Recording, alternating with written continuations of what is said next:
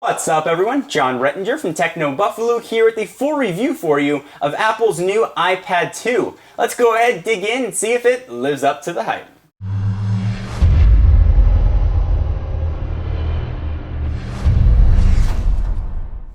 So before I get to the review, I want to run through the specs on the iPad 2 very quickly. It has a 9.7 inch, and that's measured diagonal, IPS display with a resolution of 1024 by 768 with 132 pixels per inch, or PPI, and those specs are exactly the same as the previous generation. It's got a fingerprint resistant oleophobic coating, which I find kind of funny. If you turn the screen off, you can see all the oil that has ever graced my fingertips. And I didn't just eat some french fries and touch this, I keep generally clean hands. But no matter what, there's really very little you can do as far as keeping fingerprints off of this. So keep that in mind, oleophobic or not. It's being powered by Apple's new A5 system on a chip, which is actually built by Samsung, with a clock speed of 1 gigahertz on each core, and it is dual core. Now there have been reports that that's going to throttle down to 800 and up as high as 1 gigahertz depending on what application you are running, but Apple is advertising it as a dual core 1 gigahertz processor. It now has 2 cameras. Woo! It's got a camera on the back. Let's go ahead and check out the butt of the iPad 2. You can see it right in the upper left-hand corner to the left of the 3G antenna if you have the 3G model. It's capable of recording video at 720p at 30 frames per second, and I'll put a link down below to the test I did of the video quality. It's really bad. So this is mostly going to be used for FaceTime and very short video recording. Don't think this is going to replace your camera. You're going to be able to take wedding shots or Ansel Adams-like pictures of waterfalls. Not going to happen. This is a very low quality camera. And speaking of low quality cameras, if you go ahead and head on out to the front, we've got that little pinhole VGA camera, which is also going to be able to take videos at 30 frames per second, although obviously at much lower quality than even the low quality found on the rear facing camera. But we'll talk about that a little more as we get into the review. What's going to keep this guy's lights on is a 25 watt hour battery life, which Apple claims is going to deliver 10 hours of battery, and that actually is a little bit of an understatement. I was easily able to get 10 hours of battery life out of this. In fact, I got about 10 hours and 14 minutes. With brightness turned down about medium, you can see where it is right now is where I kept it. And I had video kept on loop. I did turn Wi-Fi off. With Wi-Fi on, you're going to probably lose about 2 hours out of that. But if you've got a long cross-country flight or you're flying somewhere, you're going to be able to watch plenty of video on this guy without it killing out on you, which is very nice. And it's going to deliver about 2 hours better battery life performance than its closest competitor, the Motorola Xoom, which is a whole extra movie. So if media is going to be important to you, something to keep in mind. Let's go ahead and jump back to the home screen. Sort of rounding out some of the specs, it's got 802.11n for Wi-Fi. It's got a 3-axis gyroscope, accelerometer, speaker, and mic, all the stuff you'd expect.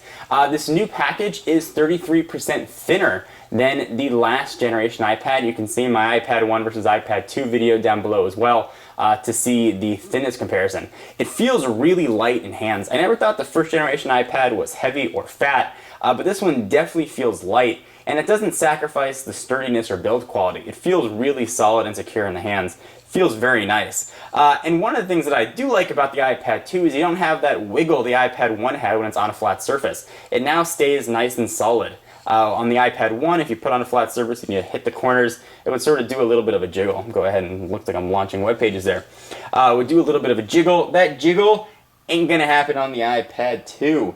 It's gonna come, and actually there are, I believe, 18 different versions of this, ranging from 16 up to 64 gigs, either just with Wi-Fi or with 3G on either AT&T or Verizon. No 4G to be had on this in either HSPA Plus or LTE varieties, and the price range is going to have a very wide range at $499 to $829. And if you're interested in the smart covers, which we'll talk about, those are going to set you back either $39 for polyurethane or almost $70 for leather. Alright, so we've talked about the specs, you know what's in here. How does it perform? Well, the iPad 2 is largely the same as the first generation iPad. If you've used the first generation iPad, if you've used an iPhone, if you've used an iPod Touch, Nothing else has really changed here. It's that same experience on a larger scale. Now, a lot of people say, why would I want an iPad? It's the same as an iPhone, just bigger, or it's an iPod Touch, but larger. And to a big extent, that's true. Using an Apple device and being happy using an Apple device, you have to be willing to live within its limitations. You have to know going in that you're not going to have Flash support in the browser, unfortunately. You're not going to have access, at least without jailbreaking, to some third-party video players. You're not going to be able to play back every audio and video format. You're going to be limited to the Apple ecosystem, and you're going to have to use iTunes as that hub. Now, if you're okay with that, you're going to have a very elegant experience. The OS works very well. If you're not okay with that, you're never going to be truly happy with the iPad, and you may want to look elsewhere. And I think that being able to live within the limitations is really the definition of what you'd call a fanboy or not a fanboy, words, the new F word that you see thrown around on YouTube quite a bit. Definitely something to keep in mind. So let's talk about the browser.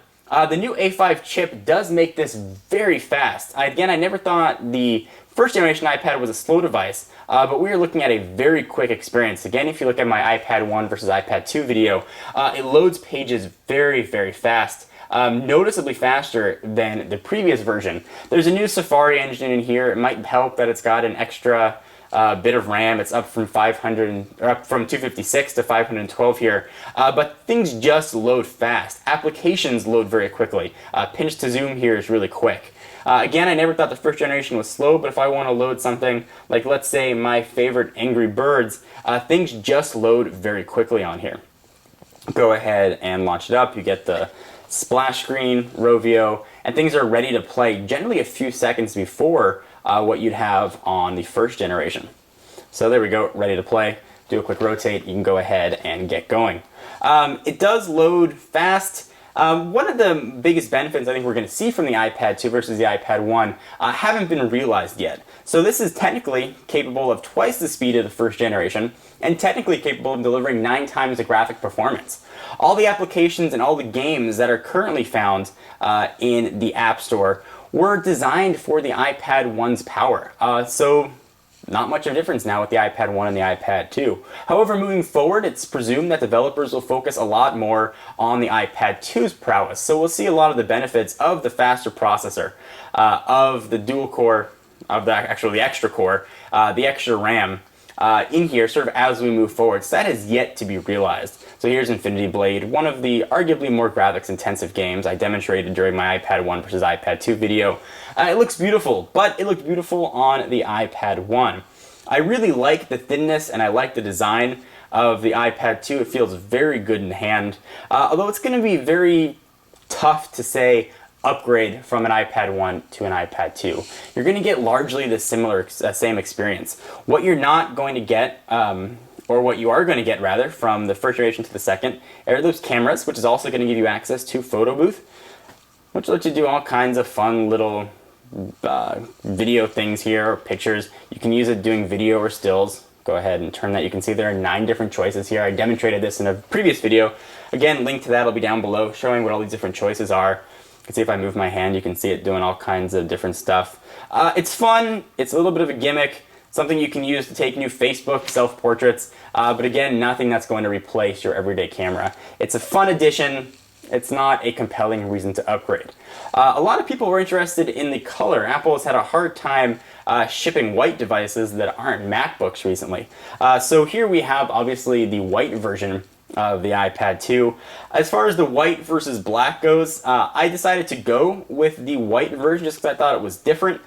It doesn't look yellow to me like people are reporting, and I haven't had any screen bleeding issues on the sides. But I kind of wish that I had gone for the black version. The white one, for whatever reason, feels a little bit cheap and looks a little bit cheap to me. I don't know if that's because I'm associating the white now with the plastic MacBook, but if you have a choice between the white or the black, I definitely recommend going into the Apple Store and deciding which one's going to be right for you. If I could go back in time, probably would take out the black one, although I am very happy with the white model that we have here. So really, in summation and conclusion, it's the iPad. It's everything you know or love about the iPad, just a little bit faster. Again, I think we're going to see these benefits as developers continue to build and take advantage of the new platform here. You've got things like smart covers, HDMI out and such, which are nice features, but they're definitely side selling features. So here is the smart cover, for example. I'll go ahead and show you real quickly what this looks like. Again, did a full demonstration of this. It is a very expensive cover for your iPad, ranging anywhere from, again, from $39 all the way up to $70 to cover your iPad. So it uses magnets on the side. It'll auto align on the iPad too if you just sort of drag it across the bottom on the left. And that is it. And it'll wake it or put it to sleep depending on whether it's open or closed. You can go ahead and turn it into a little bit of a triangle, and you can prop your iPad up while typing, and you can prop it up while watching movies or whatever you want to do to not hold your iPad if you need two hands. It's pretty stable. Go ahead and see that right there. I wouldn't necessarily put much pressure on it, but it does work. It's a cover for your iPad. It does nothing, however, to cover the back of your device. So you may want to invest in a third-party case. Go ahead and close this up and put it right back down here. So if you've been waiting to get a tablet and you weren't sure if the iPad 2 was for you, you've been looking at the iPad 1, you've been looking at the Motorola Zoom, if you can live within the limitations of the Apple iOS ecosystem, go ahead and jump right into the iPad 2. You won't be disappointed. You're going to get a fast browsing experience. You're going to get one of the most elegant mobile browsers that I have seen, one that just works very, very well and delivers content beautifully. The screen, while the same as the last generation, still delivers very bright content. I would have liked to have seen a little bit higher resolution. If you have a previous generation iPad, or if you've got an older tablet that still works, there's not much of a compelling reason to go ahead and upgrade. Despite the extra year developers might have to develop some games, you may be better off skipping this generation and saving your money for the iPad 3, Zoom 2, or whatever WebOS device may be out then. Anyway, guys, love to hear your thoughts. Do you agree or disagree? Is the iPad 2 for you? Did you buy one? Have you been enjoying it? Are you not enjoying it? You taking it back? Did you wait in line? All of that good stuff. Anything else that you'd like to see on the iPad 2, leave your comments down below. I am John Rettinger from Techno Buffalo. Be sure to check out the website for all of your tech news, and I will see you in the next video.